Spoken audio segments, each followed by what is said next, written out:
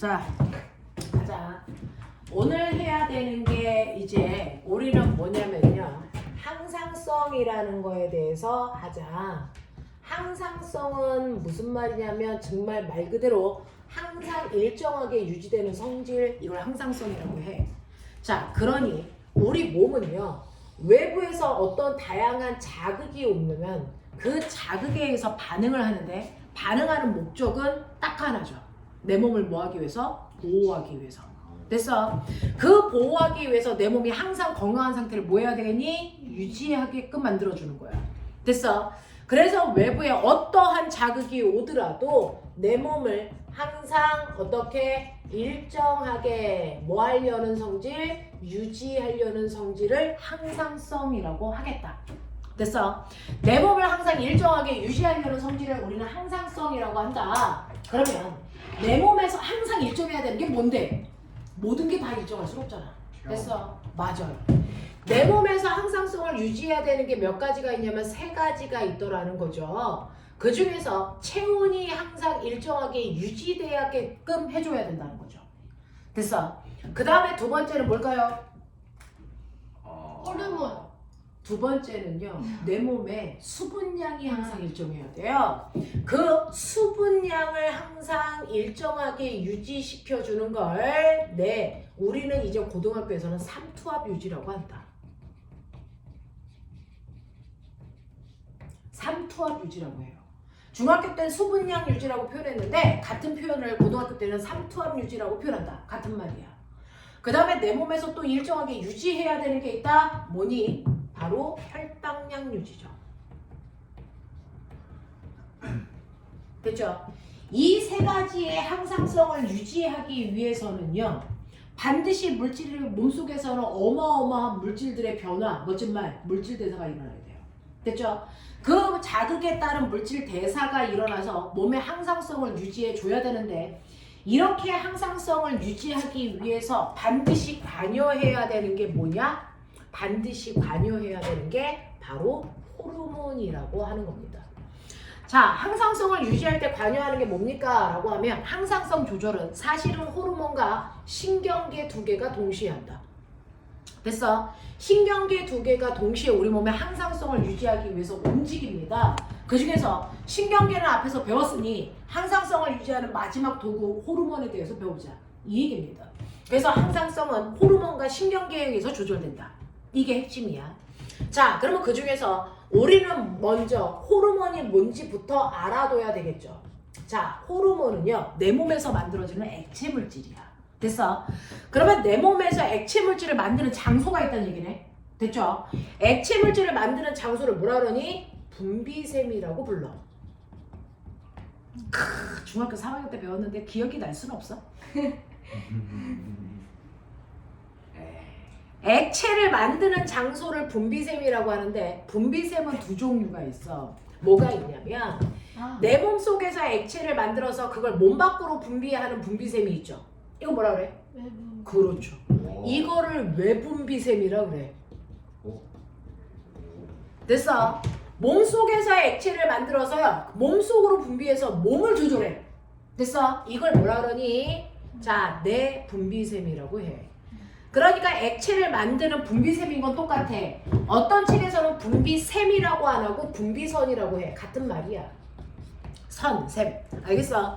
자, 근데 만들어진 액체가 외부로 분비되면 외분비샘이고요. 됐죠? 만든 액체를 내부로 분비하면 걔를 내분비샘이라고 하겠다는 거지. 근데 이 외분비샘과 내분비샘의 차이점이 뭐냐면요. 외분비샘은 이렇게요. 포도송이처럼 이렇게 생겼어요. 이렇게 생겨가지고 이 분비샘들한테서 액체가 만들어지잖아요. 그러면 이 액체는 몸 밖으로 분비돼야 되니까 정확하게 몸 밖으로 연결되는 뭐가 있어야 되니? 분비관. 그 분비관을 통해서 액체를 분비해서 몸 밖으로 흐르게 해주는 거야. 예를 들면 우리 몸 밖으로 나오는 액체 뭐이니? 너네가 보이죠? 뭐가 있어요? 땀이 있죠? 그럼 땀을 만드는 땀 분비샘이 있을 거 아니야? 그 땀 분비샘은 피부 속에 있어서요. 땀을 속에서 만들어서 분비할 때 그 분비관을 타고 땀이 나와서 흐르게 하는 거다. 됐어? 그래서 외분비샘은요 반드시 분비관을 가지고 있습니다. 분비관이 있어요. 자, 그렇다면 이러한 외분비샘에는 어떤 애들이 있어? 너네가 지금 얘기한 것처럼 땀을 만드는 땀샘이 외분비샘에 속하는 대표적인 거고요. 눈물 만드는 눈물샘이 그래요. 그리고 애기 태어나면 엄마들이 젖주죠? 젖샘이 그래요. 그래서 얘네들이 그렇단 말이야.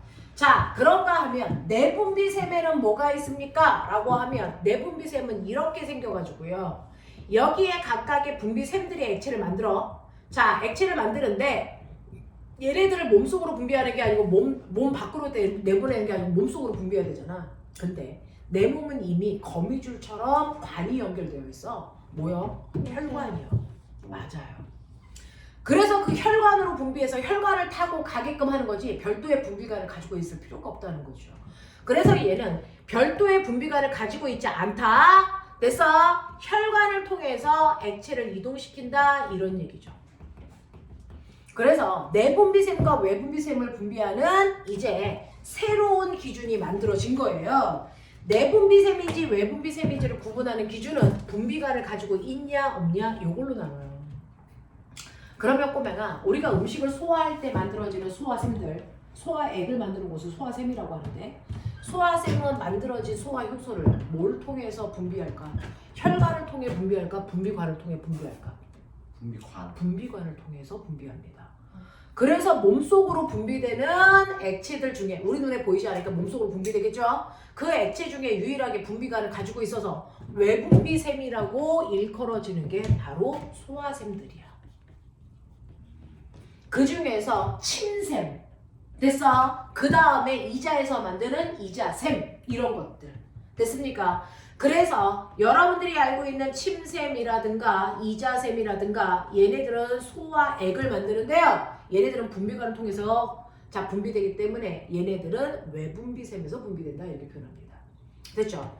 그러면 이렇게 내분비샘에서 만들어지는 액체들 얘네들이 이제 주인공인데 내분비샘에서 만들어지는 액체를 뭐라 합니까? 100% 싸잡아 얘네들을 호르몬이라고 부르겠다 이렇게 되는 거죠. 그래서 호르몬은 내분비샘에서 만들어져서 혈관을 통해서 필요한 장소로 이동한다. 되겠습니까? 이렇게 되는 거예요.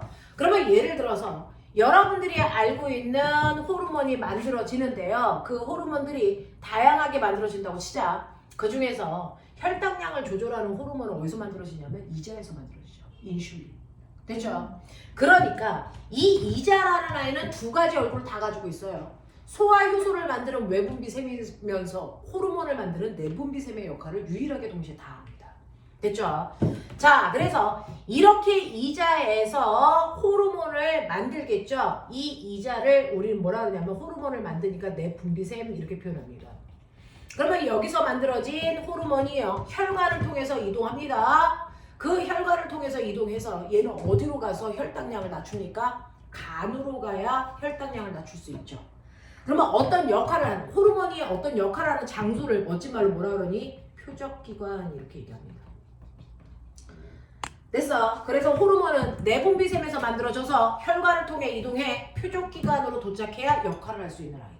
얘네들이 바로 호르몬입니다. 됐죠? 자, 그렇다면 이러한 호르몬은 도대체 내가 먹은 영양소 중에 뭘로 만들어진 거야? 라고 하면 각양각색의 모든 호르몬이 다 단백질로 만들어져 있어요. 단백질로 만들어지면 나타나는 특징, 단백질로 만들어져 있으면 온도에 민감하고 pH에 민감하다. 알겠습니까? 그러니까 호르몬도요. 체온 범위를 넘어서는 순간 호르몬이 다 파괴돼서 제 역할을 못합니다. 이렇게 되는 거예요. 그 다음에 이러한 호르몬은요. 반드시 정해진 장소에서만 역할을 할 수 있다. 다른 장소에 가면 호르몬은 쓰레기가 된다. 그래서 호르몬은 어떤 기관인지를 구분한다. 그래서 이걸 기관 특이성이 있다.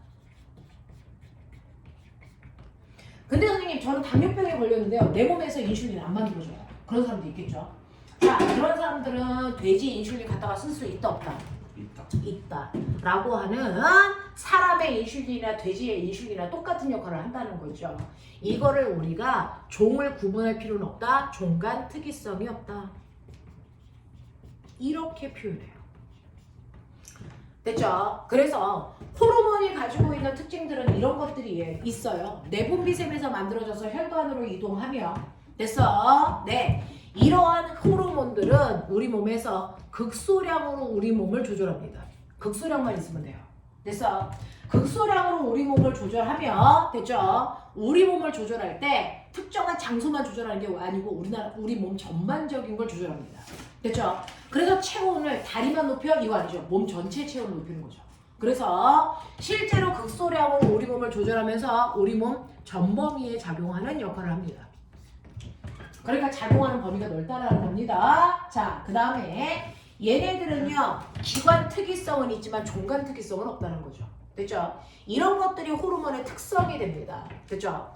자, 그러면 이러한 호르몬을 만드는 내분비샘의 종류 기억나냐? 중학교 2학년 때 배웠는데 중학교 3학년 때 배웠는데 오! 머리에 그쵸? 머리부터 이렇게 내려와서 5군데 있습니다. 됐죠?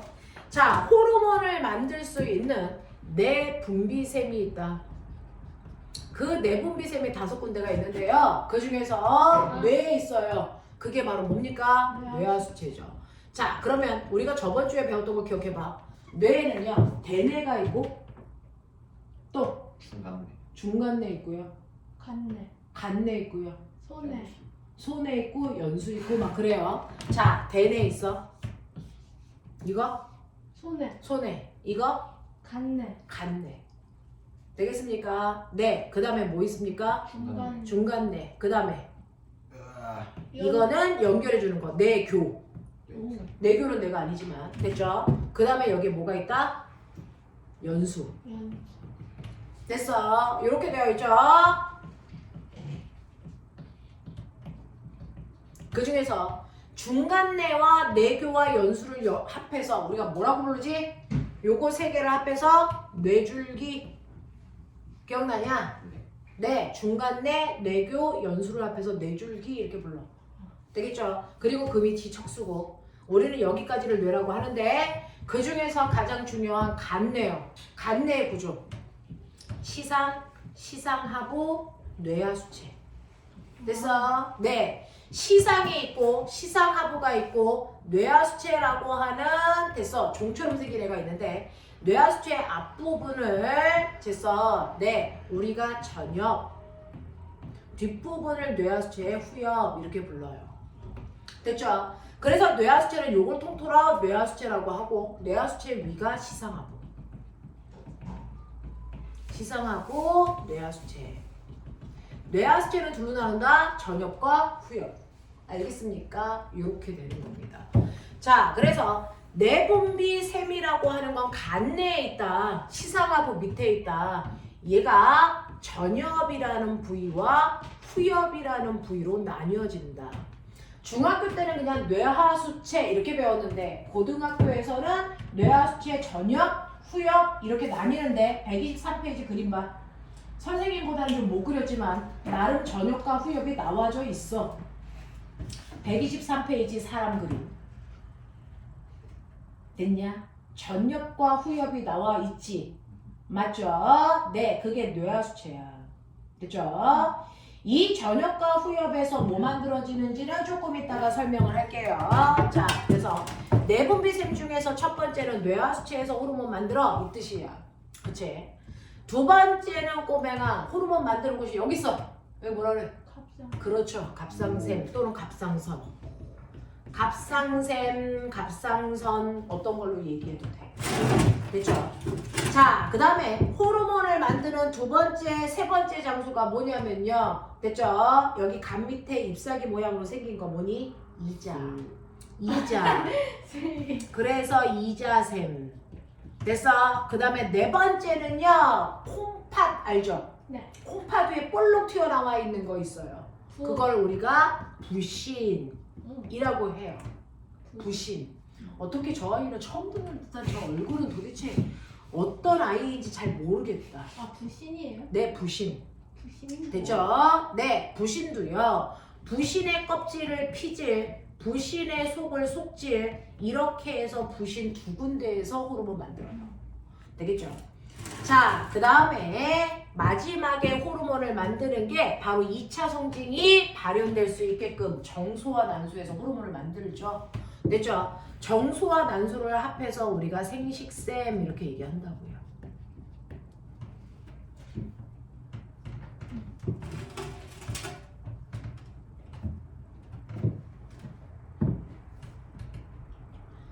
자, 여기에서 이렇게 호르몬을 만드는 역할을 하는 이 5군데가 바로 내분비샘이야.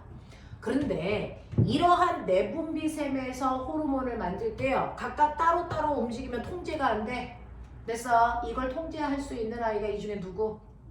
뇌하수체. 그래서 다른 애들은 뇌하수체의 명령을 받을 때만 호르몬 만든다. 기억나니? 네. 그러면 뇌하수체에서는 다른 애들을 자극하는 호르몬을 만들어야 돼. 자, 그 중에서 어디에서? 전엽에서 그래. 됐죠? 전엽에서 만들어지는 호르몬이 다른 호르몬을 자극하는 자극 호르몬이 만들어져. 갑상선 자극 호르몬 뭐 이런 거.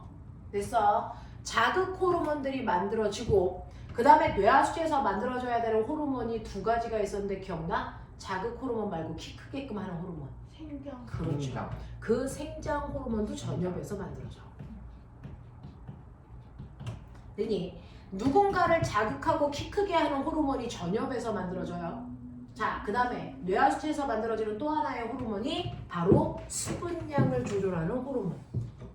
이게 뭘까요? 물이 부족하면 오줌 조금 넣게 해. 물이 많으면 오줌 팍 넣게 해. 됐어? 네. 라고 하는 항이뇨 호르몬이라고 하는 게 후엽에서 만들어져요. 됐죠? 옆에 책에 보면 찌질이 엄청나게 많습니다. 다 외울 필요 없어요. 됐죠? 이런 식으로 여러분들이 기억해 두시면 돼요. 자, 그래서 전엽에서 만들어주는 것 중에 우리가 외워야 되는 거 자극 호르몬 하고요, 생장 호르몬 있고요. 후엽에서 만들어지는 거 항이뇨 호르몬, 얘가 바로 수분량을 조절한다. 이렇게 되는 거예요. 수분량 조절 호르몬. 이렇게 됩니다.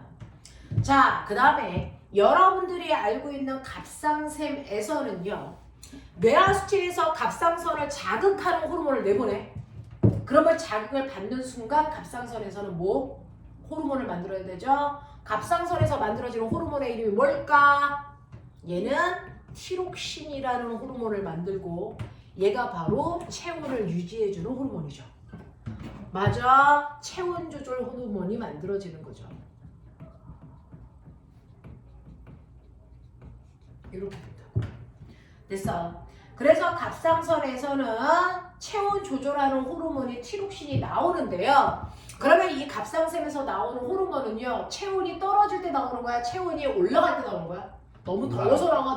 너무 추워서 나와? 올라갈 때. 둘 너무 다. 추워서 나와요. 아니.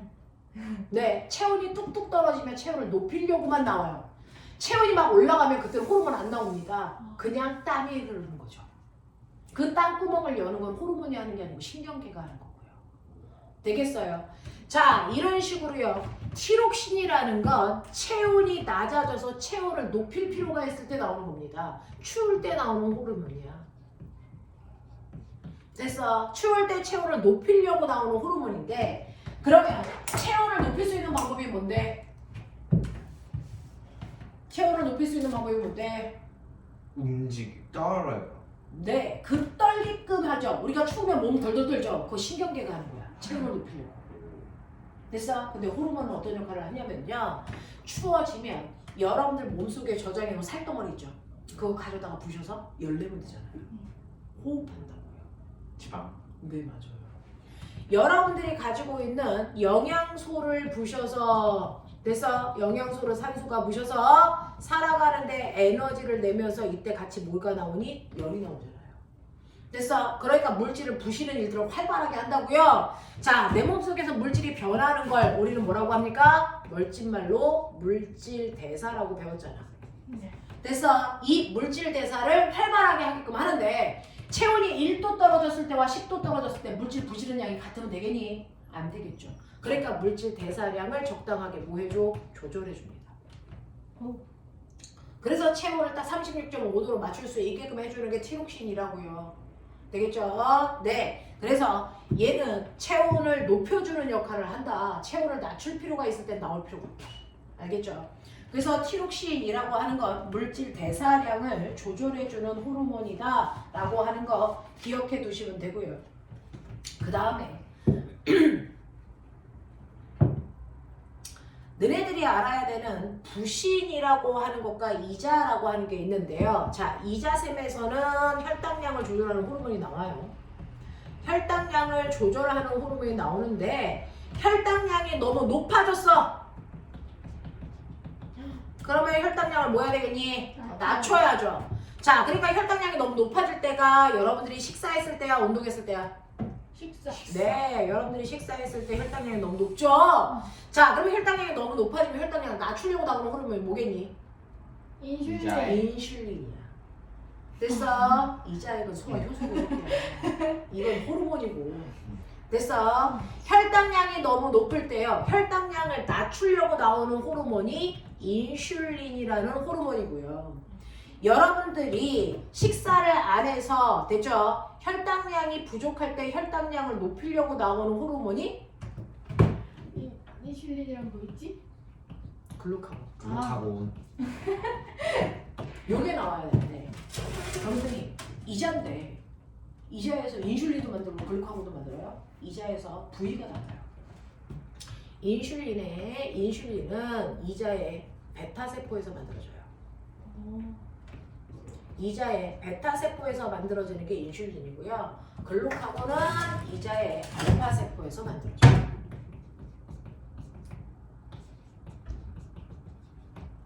됐어. 자, 그러면 내가 실제로 밥을 많이 먹어서 혈당량이 높아져? 그럼 글루카곤은 나오면 돼? 안 돼? 안 돼. 베타세포만 활발해져가지고요. 거기에서 인슐린이 나온단 말이죠. 자, 그러면 실제로요. 우리는 인슐린과 글루카곤은 서로 똑같은 역할을 하는 거야? 반대 역할을 하는 거야? 반대. 서로 반대 역할을 한다는 걸 생물학적으로 뭐라고 하냐면 길항작용을 한다 이렇게 표현합니다. 그래서 길항작용을 하는 두 개의 호르몬을 동시에 만들 수 있는 게 이자입니다. 거기서 나오는 게 인슐린과 글루카곤인데요. 실제로 어떠냐면요. 얘는 몸속의 혈당량이 높아졌다 낮아졌다라는 걸 스스로 이자가 감지할 수 있니? 없죠. 내 몸의 변화를 감지할 수 있는 건 내분비샘이 아닙니다. 누가 감지할까요? 뇌하수체. 호르몬의 중추, 간내가 감지합니다.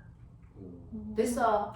간내가 감지합니다. 그 중에서도 누가 감지합니까? 시상하부가 감지합니다.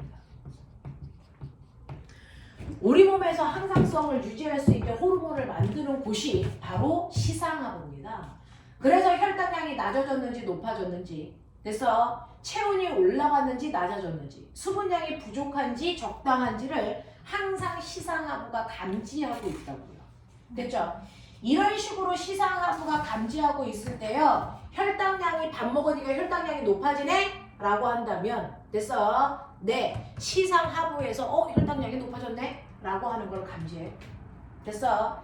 이렇게 혈당량이 높아졌다는 걸 감지를 하면 그때 어떤 일이 발생을 하냐면 혈당량이 높아졌으니까 혈당량을 낮춰야 되겠지? 라고 하는 걸 인지하게 됩니다. 되겠어? 혈당량이 높아지면 혈당량이 낮춰야 되겠지? 라고 하는 걸 감지하게 된다고요. 되겠죠? 네. 이거를 감지하게 되면 어떤 일이 발생을 하냐면 가서 그래서 부교감 신경이 가서 이자를 자극해요. 부교감 신경이 가서 이자를 자극하면 이자는 베타세포가 자극됩니다. 부교감에 의해서 베타세포가 작용돼요. 됐죠? 자, 그래서 베타세포를 작용하는 건 부교감 신경이다. 알파세포를 자극하는 건 누구겠니? 그러면 교감 신경이겠지. 되겠어? 네.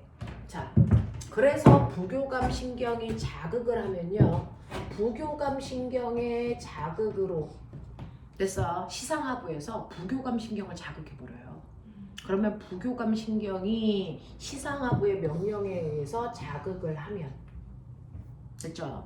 그 자극을 이자에 누가 받냐면 베타세포가 받아. 그래서 뭐 만들어? 인슐린 만들어. 그러면 인슐린이 가서요. 됐어. 혈액 속에 떠다니는 포도당을 끌고 갑니다. 어디로 끌고 가니? 간으로 끌고 가서 됐어. 네. 얘를 뭘로? 글리코젠이라는 물질로 합성해서 저장해버려. 알겠습니까? 그래서 우리 몸에 됐어. 글리코젠 맞지? 글루카곤하고 글리코젠하고 늘 헷갈려. 호르몬의 이름은 글루카곤이고 물질은 글리코젠이겠지? 그래서 글리코젠이라는 물질로 합성해서 저장해 버립니다. 그래서 혈당량을 낮춰주는 거죠. 자, 근데 내가 운동을 많이 했어. 됐어? 운동을 많이 하면 시상하부는 혈당량이 부족하니까 이때 누구를 자극하니? 교감신경을 자극하지. 알겠어? 네, 교감신경을 자극합니다. 그러면 그 교감신경의 자극에 의해서 뭐가 만들어집니까? 자, 이자의 무슨 세포? 알파세포가 자극받아. 그래서 뭐가 만들어지니? 글루카곤이 분비돼. 됐어? 그러면 이 글루카곤은 다시 가서 이자한테 아까 저장되어 있는 글리코젠이라는 물질을 부셔줘 라고 얘기해요. 그러면 이자는 간은 이걸 다시 부셔서 포도당으로 만들어서 포도당 수치를 높여주는 역할을 하죠. 이런 식으로 서로 반대 역할, 됐죠? 를 하는 걸 우리가 기량작용을 한다 이렇게 표현합니다. 자, 그래서 이자의 기량작용을 통해서 우리 몸속에서요 혈당량의 수치가 일정하게 유지됩니다. 이해되냐? 이해되냐? 자, 그러면서 여기에서요 인슐린하고 글루카곤은 서로 반대 역할을 하니까 기량작용을 한다 그랬죠. 근데 문제는요, 그러면 선생님 얘가 혈당량을 낮췄다고 쳐요? 그럼 적당하게 낮춰주는지 또 어떻게 알아요? 시상하부. 실제로요 시상하부가 혈당량이 부족해, 혈당량이 됐어, 네 너무 많아, 이걸 감지했다고 쳐. 그리고 나서 얘가 됐어 부교감신경이 이자의 베타세포를 자극하면 인슐린이 나오지. 근데 우리 몸 엄청 똑똑해.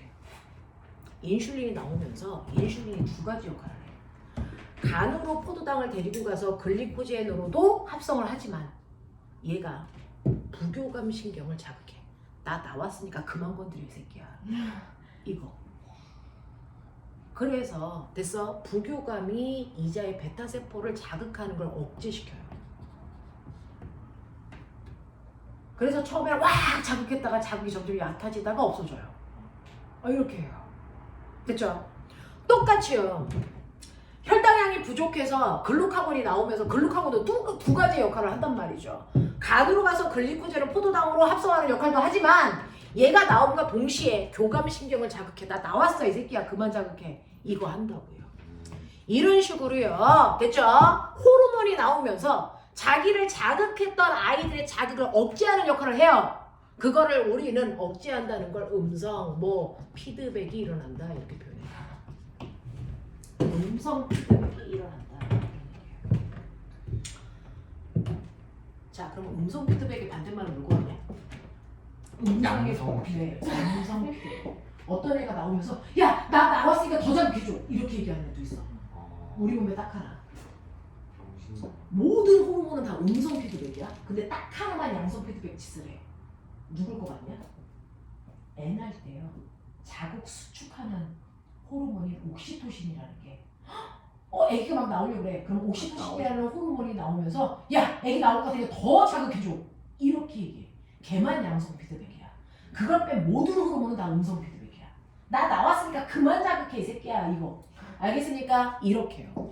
자, 그래서 자기를 자극하는 아이를 억제시키는 걸 음성 피드백이라고 하고 나와 반대 역할을 하는 아이들을 기량작용한다라고 하고. 알겠습니까? 이런 것들. 그래서 우리가 항상성을 유지할 수 있는 이유가 뭡니까? 라는 게 시험에 나와요.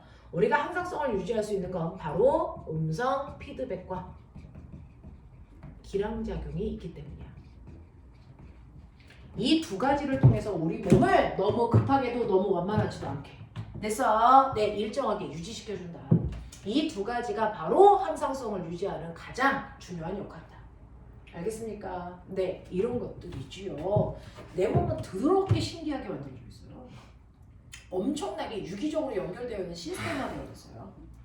그걸 외우려니 그래서 힘들겠죠. 근데 의사가 되려면 이런 거 달달달달 외우셔야 되고 이거보다 더한 것들도 외우겠죠.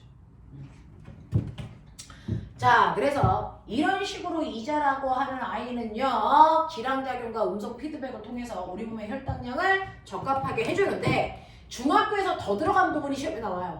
됐죠? 그러니 우리는 그동안 이자샘에서 인슐린하고 글루카곤이 만들어져서 여기만 외웠지만 사실은 이자에서 인슐린을 만드는 건 베타세포다. 됐어? 네. 글루카곤을 만드는 건 알파세포다. 그 베타세포를 자극하는 건 자극 호르몬이 아니다. 얘는 신경계가 자극한다. 됐어? 베타세포를 자극해서 인슐린을 만들게 하는 게 부교감이다. 알겠습니까? 요 정도 기억해 두셔야 됩니다. 되게 많이 나오는 것 중에 하나야. 알겠어? 네. 자, 그 다음에 너네가 아셔야 되는 게 부신이라고 하는 아이야. 부신. 됐어? 자, 그러면 이런 식으로 혈당량을 조절하는 인슐린의 역할도 있지만 부교감, 그 부신이라고 하는 아이의 역할도 있단 말이죠. 자, 그러면 우리가 알고 있는 부신이라고 하는 거는 어떤 일을 합니까? 라고 하는데 우리는 그동안 부신에서 아드레날린이 나와. 그래서 심장박동을 활달하게 하고 혈당량을 증가시켜줘. 이런 거 배웠었거든요. 중학교 때 아드레날린이라고 배웠던 호르몬의 이름이 고등학교 때는 없습니다. 에피네프린이라고 배웁니다. 들어봤어. 네, 맞아요. 그래서 우리가 중학교 때 아드레날린이라고 배웠던 걸 고등학교 때는 에피네프린이라고 배우니까 같은 이름이다 라고 기억하시면 되고요. 네, 이때 부신에서도요 겉질과 속질이 있다. 이 부신의 역할은 뭡니까? 여러분들 흥분하게 하는 거예요. 여러분들 흥분해서 교감신경을 자극하는 역할들을 한단 말이죠. 그래서 심장박동 활달하게 하고 호흡수 증가시키고 됐어? 네, 혈당량을 증가시키고 이런 역할을 하는데 그 중에서 겉질에서도 됐어? 네, 혈당량을 높이는 호르몬이 나와요. 당질 코르티코이드 뭐 이런 애 나와요. 됐어? 자, 속질에서 나오는 게 에피네프린이라고 하는 게 나온다고요. 그러니까 중학교 때 우리가 배운 아드레날린은 부신 속질에서 나온 호르몬을 얘기한 거야. 됐죠? 자, 근데 얘네들은 모두 다 혈당량을 높이는 역할을 하거든요. 자, 그 중에서요 겉질을 자극하는 게 바로 호르몬이 와서 자극을 해요. 속질을 자극하는 건 신경계가 와서 자극합니다. 됐죠? 자극원이 달라요. 그 중에서 교감신경이 자극합니다. 혈당량을 높이는 호르몬은 다 교감신경이 자극해. 알겠어? 네. 근데 특이하게도 피질에 있는 당질 코르티코이드만 호르몬이 와서 자극한다. 알겠습니까? 이렇게 된다. 그래서 얘는 어떤 곳에서 자극을 받은 호르몬이라도 다 혈당량을 높이는 역할을 한다. 옛날에는요 사람들이 먹을 게 없어서 죽었단 말이죠. 혈당량이 부족해서 죽었어요. 그래서 혈당량을 높이는 호르몬이 이자에도 있고 부신에도 있는 거야.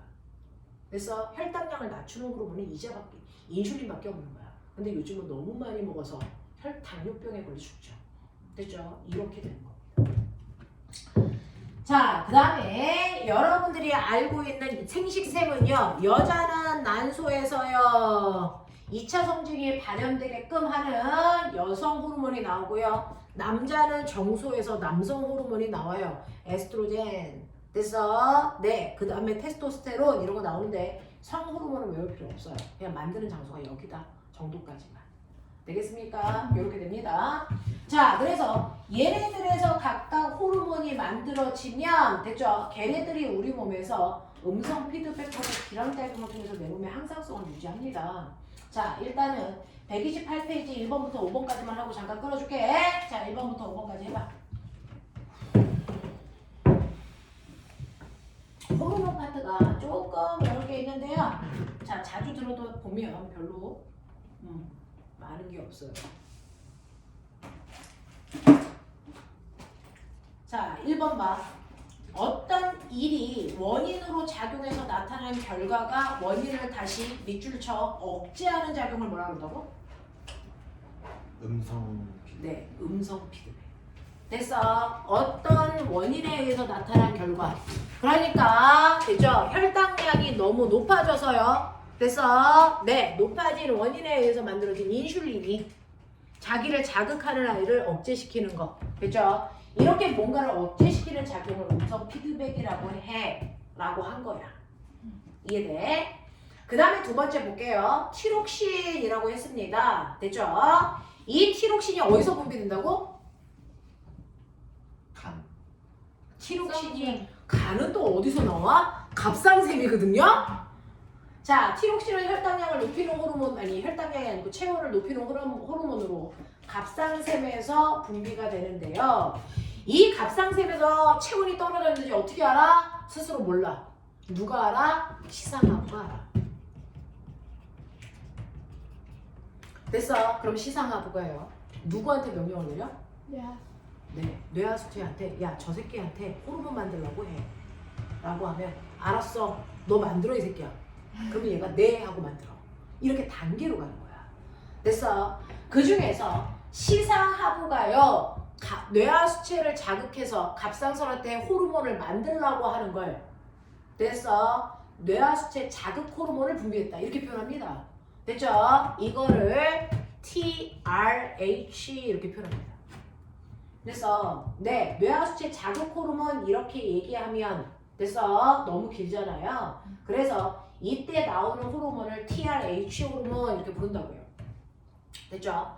그러면 이 호르몬이 분비가 되면, 시상하부에서 분비가 되면 얘가 분비된 만큼 뇌하수체가 자극을 받아. 그러면 뇌하수체가 자극을 받으면 이제 뇌하수체가 갑상샘 자극 호르몬을 만들어내지. 그 갑상샘 자극 호르몬도 TSH라고 줄여서 얘기해. 되겠냐? 네. 이런 식으로요. TRH가 TSH를 분비하게끔 하고, 그러면 그 자극을 받은 갑상샘이 티록신을 분비해서 혈당 체온을 높인다. 알겠습니까? 이렇게 되는 겁니다. 그러면서 나온 티록신은 두 가지 역할을 하겠죠. 물질 대사를 활발하게 해주는 역할도 하고, 됐어? 시상하부한테 가서 그만 자극해 이 새끼야, 음성 피드백도 하겠죠. 됐어? 이런 역할을 한다고요. 되겠지? 자, 그래서 보시면 그 그림이 2번 그림에 그려져 있어. 보이냐? 오케이. 자, 풀어봐. 1번부터 5번까지.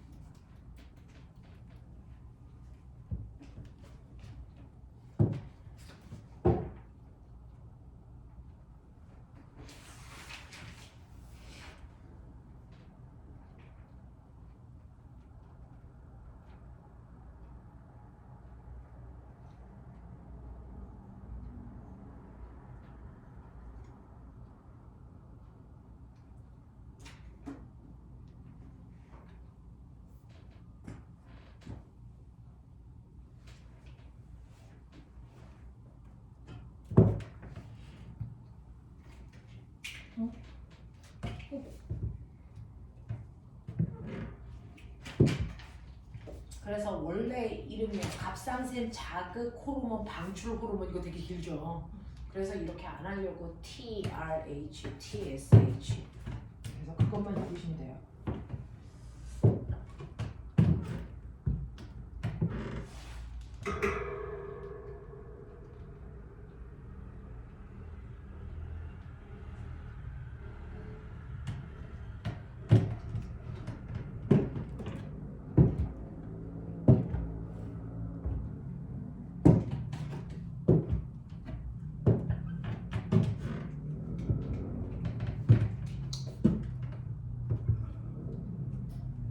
자, 5번을 빼고는 나머지 할만하죠. 네, 갑상샘에서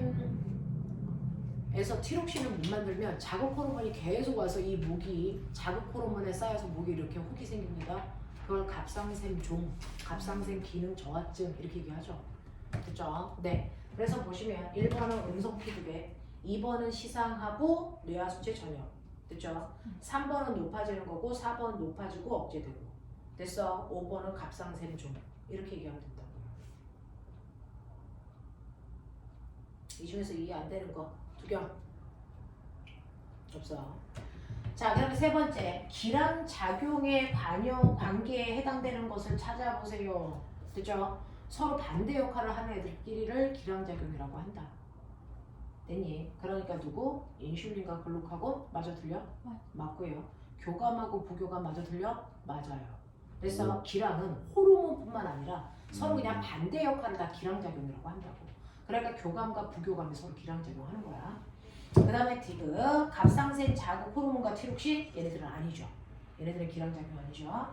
자, 4번 보시면 혈당량 조절 과정이에요. 자, 이자에서 뭐 나와요? 이자에서는 혈당량을 감소시키는 A가 인슐린이고 혈당량을 증가시키는 B는 누구니? 글루카곤이고 부신 속질에서 나오는 게 누구니? 에피네프린. 됐죠? 얘네들이 혈당량을 증가시키는 겁니다. 됐죠? 자, 그 중에서 너네 기억나니? 실제로요, 여기에서 얘네들을 혈당량과 관련된 걸 자극하는 건 됐어? 신경계다. 그 중에서 혈당량을 낮추는 게 누구? 부교감. 혈당량을 높이는 아이들 자극하는 게 교감신경. 됐죠? 이렇게 된다. 자, 그 다음에 5번. OX 해봐. 퀴즈. 네 가지.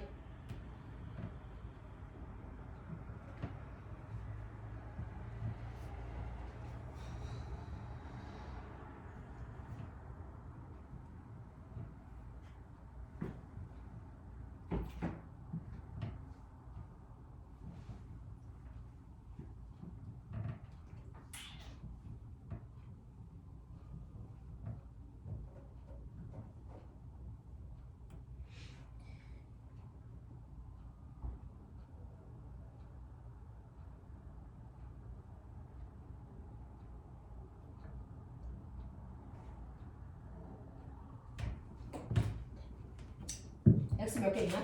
한 개. 한 개밖에 없다. 1번. 식사 후에 포도당이 흡수되는 이자의 알파세포가 아니고 베타세포에서 인슐린 나와야 돼. 되겠죠? 10분만 끌었다 갈게요.